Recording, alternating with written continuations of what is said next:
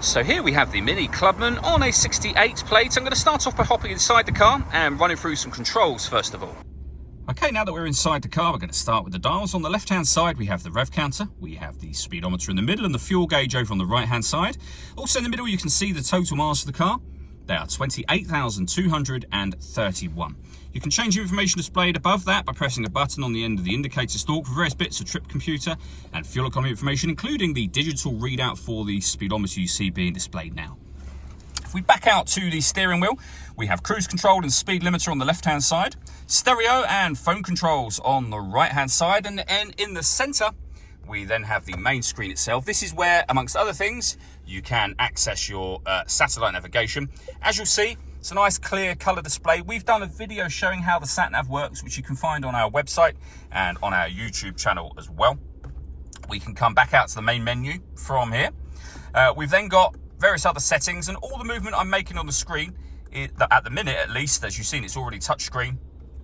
But all of the rest of the movement I'm making using this dial and the collection of buttons that surround it. So, for example, if you want to pay your phone, go to communication, push that dial down, you're then in the communication menu, and then you'd manage mobile devices and pair your phone from there.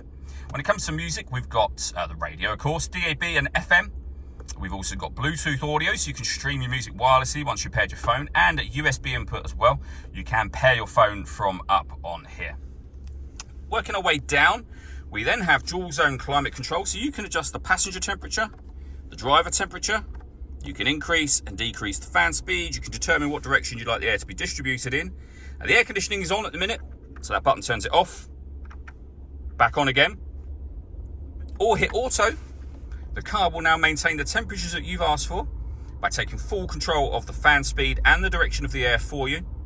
If you press auto again, you'll go back to whatever setting you had it on previously. We've also got a heated driver's seat with 3 different heat settings and the same for the passenger side as well.